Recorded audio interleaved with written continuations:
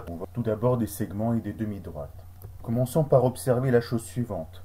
Lorsque vous prenez une droite et un point C sur cette droite-là, ce point C divise la droite en deux parties. C'est ce qu'on avait appelé deux demi-droites. Si on place les points A et B sur la droite de cette façon-là, on dit que les points A et B se trouvent de part et d'autre du point C sur la droite D. Ainsi, A et B se trouvent sur des demi-droites différentes issues de C, sachant que ces deux demi-droites, c'est les deux demi-droites issues de C de la droite D. On dit que le point C se trouve entre les points A et B.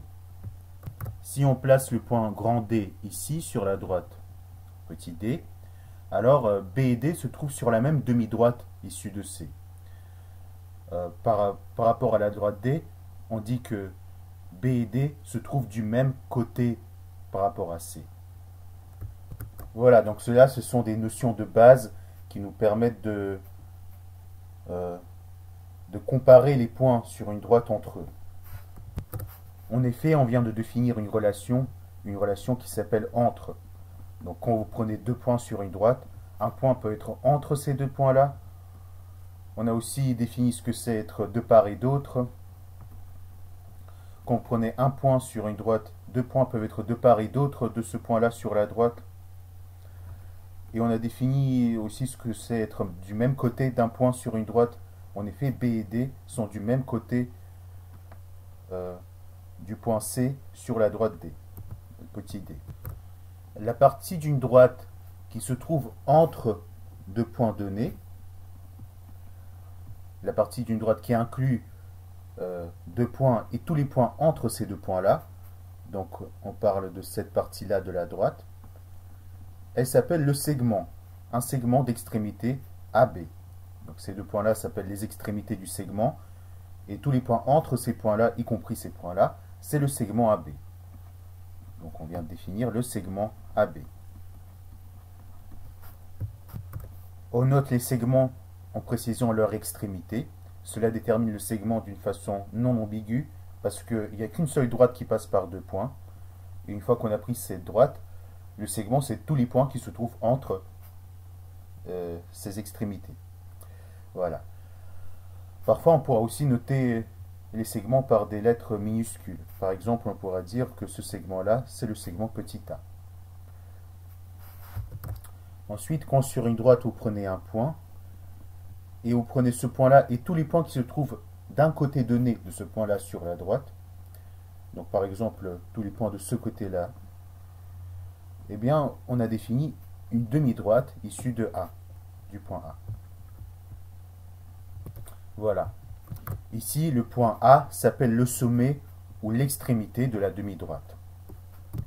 Une demi-droite peut être désignée soit par une lettre minuscule, soit si on précise un point qui se trouve sur cette demi-droite, on peut la noter par la notation AB.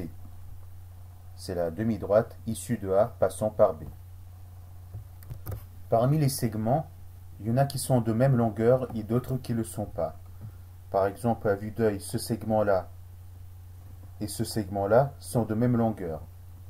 Par contre, ils ne sont pas de même longueur avec ce segment-là. Faisons l'observation suivante. Étant donné un segment, voilà, et une demi-droite, je vais la prendre en rose, et une demi-droite, il n'existe qu'un seul point sur cette demi-droite, tel que le segment obtenu là est de même longueur que le segment initial. Si deux segments AB et A'B' sont de même longueur, on écrit AB égale A'B'. Prenons un segment AB et on prolonge AB en la demi-droite issue de A passant par B. Prenons aussi un segment A1B1. Si lorsque on prend un segment de même longueur que le segment A1B1, mais tel qu'il est issu du point A et se trouve sur la demi-droite issue de A passant par B, donc si en prenant ce segment-là, on obtient le segment AB1', de sorte à ce que B1' soit entre A et B, on dit que le segment A1-B1 est plus petit que le segment AB. Dans ce cas, on écrit que A1-B1 est plus petit que le segment AB. De même, si vous prenez un segment A2-B2, tel que lorsque vous prenez un point B2' de la demi-droite AB, de sorte à ce que le segment AB2' soit égal au segment A2-B2, et si ce point B2' est tel que B2' n'est pas du même côté par rapport à B que A, autrement dit que B se trouve entre A et B2', on dit que le segment A2-B2 est plus grand que le segment AB. Et on écrit que A2-B2 est plus grand que le segment AB. Étant donné deux segments, AB et CD, on peut définir un segment somme de AB et CD de la manière suivante. Prenons une demi-droite issue de A'. Prenons sur cette demi-droite un point B', de sorte à ce que le segment A'B' soit égal au segment AB. Ensuite, sur la demi-droite issue de B', la demi-droite qui fait partie de la demi-droite issue de A' passant par B', donc sur cette demi-droite-là, on prend un point D', de sorte à ce que le segment B'D' soit égal au segment CD. Alors on dit que le segment A'D' est la somme du segment AB et du segment CD. Et on écrit que A'D' est égal à AB plus CD. De même, on dit que AB, c'est la différence du segment A'D' et CD. Et CD, c'est la différence du segment A'D' et AB. Et on écrit que AB, c'est égal à A'D' moins CD. Et CD, c'est A'D' moins AB. Bien entendu, cette opération d'addition entre segments est définie à égalité de segments près. Si vous prenez deux segments et vous dites que le segment A'D' c'est le segment somme du segment AB et du segment CD, ce n'est pas le seul segment à être la somme du segment AB et du segment CD. Il y a tous les autres segments qui sont de même longueur que les segments A'D' qui sont aussi des sommes du segment AB et du segment CD. Observons que tout segment est de même longueur que lui-même, que si un segment est de même longueur qu'un deuxième segment et que le deuxième segment est de même longueur qu'un troisième segment, alors le premier et le troisième segment sont aussi de même longueur. Et enfin, observons que si on part d'un segment AB et d'un segment CD, et vous obtenez d'abord un segment A'D' qui est une somme du segment AB et du segment CD, c'est-à-dire là vous avez entre eux un point B', de sorte à ce que A'B' soit de même longueur que AB et B'D' soit de même longueur que CD. Et si vous prenez un autre segment qui s'obtient comme une somme du segment AB et du segment CD, donc on va le noter A1, D1, et donc il y a un point B1 entre les deux, de sorte à ce que A1, B1 soit de même longueur que AB et B1, D1 soit de même longueur que CD. Alors l'observation, c'est que le segment A'D' et A1, D1 sont de même longueur.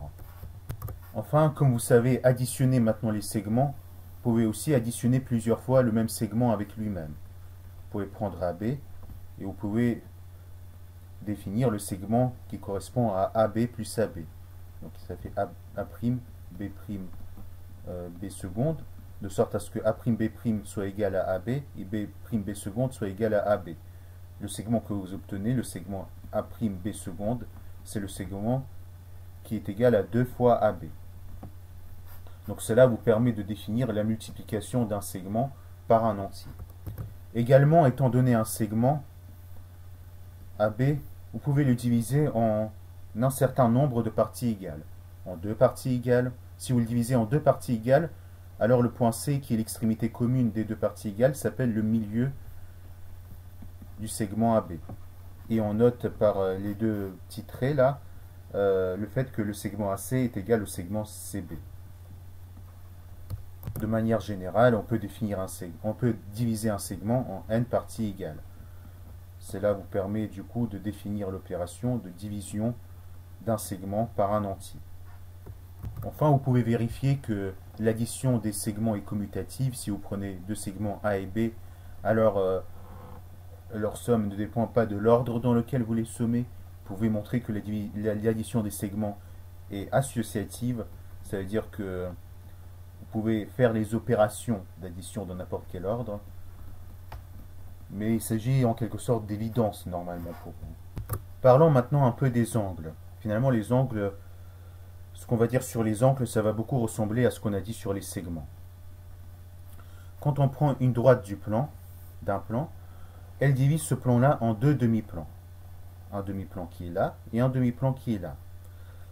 De sorte à ce que, quand vous prenez deux points qui sont dans le même demi-plan par rapport à cette droite-là, le segment qui les joint ne coupe pas la droite.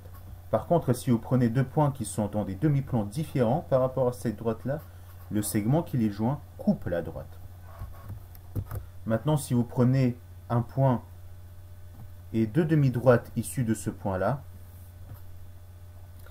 ces deux demi-droites délimitent deux régions du plan. Il y a une région qui est plus petite et une région qui est plus grande. La région qui est plus petite, elle se définit comme la région commune, comme la région commune au demi-plan délimité par cette demi-droite-là qui contient cette demi-droite-là, et le demi-plan délimité par cette demi-droite-là qui contient cette demi-droite-là. Donc il y a cette région-là du plan qui est délimitée, et il y a également cette région-là du plan qui est délimitée. Alors ce qu'on appelle un angle délimité par ces deux demi-droites-là, c'est le choix de ces deux demi-droites-là et d'une de ces deux régions du plan délimité par ces deux droites-là. Donc quand vous prenez deux demi-droites issues d'un point, il y a en substance deux angles que vous définissez. Il y a cet angle-là et il y a cet angle-là. Du coup, il faut préciser de quel angle on parle quand on prend deux demi-droites. Ainsi, si on parle de cet angle-là, les points qui se situent ici sont dits les points intérieurs à l'angle. Et les points qui se situent ici sont dits les points extérieurs à l'angle. Par contre, si vous parlez de cet angle-là, ce sont ces points-là qui sont les points intérieurs à l'angle, et ces points-là qui sont extérieurs à l'angle. Enfin, on peut parler d'angles égaux ou angles de même amplitude. Ainsi, si vous prenez ces deux angles-là, à vue d'œil, on peut dire qu'ils sont de même amplitude ou égaux. Par contre, si vous prenez cet angle-là en plus, il ne semble pas égal à ces deux angles-là. Par analogie avec ce qu'on a dit pour les segments, on l'a dit ici. Pour les segments, on a défini ce que c'est un segment et une demi-droite. Pour les angles, on a défini ce que c'est un angle et un demi-plan. Du coup, là, on a parlé du fait que, étant donné un segment et une demi-droite, il n'existe qu'une seule façon de prendre un segment égal à ce segment-là, issu du même sommet que la demi-droite, et se situant sur la demi-droite. Et bien, pour les angles, ça serait la chose suivante. Pour les angles, étant donné un angle, et une demi-droite qui délimite un certain demi-plan donné. Donc ce qu'on a, c'est un angle et un demi-plan qui est délimité par une demi-droite. Alors, dans ce cas-là, il n'existe qu'une seule demi-droite issue du sommet de la demi-droite rouge, et qui se situe dans le demi-plan délimité par dans le demi-plan qu'on a choisi. Il n'existe donc qu'une seule demi-droite issue du même sommet que la demi-droite rouge et qui est située dans le demi-plan rouge, de sorte à ce que l'angle qu'elle délimite avec la demi-droite rouge est égal à l'angle qu'on a pris initialement. En fait, je me suis mal exprimé. La demi-droite, elle ne doit pas être située dans le demi-plan rouge. On met cet angle-là, en fait, dans le sens du demi-plan rouge. Dans le sens où, en fait, en soi, on peut prendre deux angles. Il y a deux demi-droites issues de ce point-là, de sorte à ce que l'angle formé avec la demi-droite rose et la demi-droite rouge est égal à l'angle initial. Il y a aussi la demi-droite qui part de ce côté-là. de sorte à ce que, et on obtiendra l'angle égal à cet angle-là. Ceci veut dire que par exemple, si on prend un angle comme ça, eh bien vous avez aussi une seule demi-droite issue de ce point-là, de sorte à ce que l'angle qu'on met dans ce sens-là est égal à cet angle-là. Donc là, on va prendre cette demi-droite comme ça. Donc la demi-droite, elle ne sera pas dans le demi-plan rouge, mais l'angle, on le met du côté du demi-plan rouge. Il y a aussi une deuxième façon de mettre la demi-droite issue de ce sommet-là, de sorte à obtenir un angle égal à cet angle-là, c'est en mettant l'angle de l'autre côté de la demi-droite rouge. Notons que c'était pareil pour les segments. Vous auriez aussi pu mettre un segment à partir de ce sommet-là, mais de l'autre côté de la droite, sur l'autre demi-droite. Là, pour un segment, pour mettre un seul segment égal au segment donné, bah, il faut choisir un point et une demi-droite issue de ce point-là. Pour mettre un angle donné, issu d'une demi-droite donnée, il faut choisir le sens dans lequel on met. Ce sens est défini par un des deux demi-plans, délimité par cette demi-droite. Ainsi, maintenant, en procédant par analogie avec ce qu'on a fait avec les segments, vous pouvez définir ce que c'est un angle plus petit qu'un autre.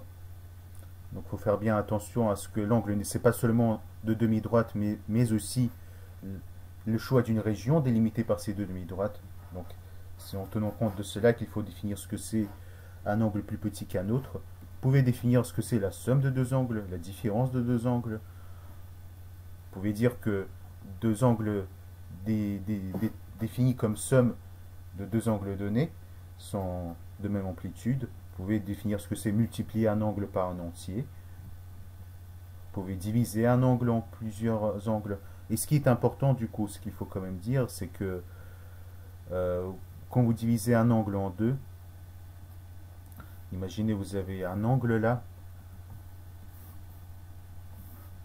et vous le divisez en deux, bah, la demi-droite qui le divise en deux angles égaux s'appelle la bisectrice de cet angle-là. Et c'est sur ça qu'on va terminer aujourd'hui. Merci pour votre attention et n'hésitez pas à poser vos questions en commentaire.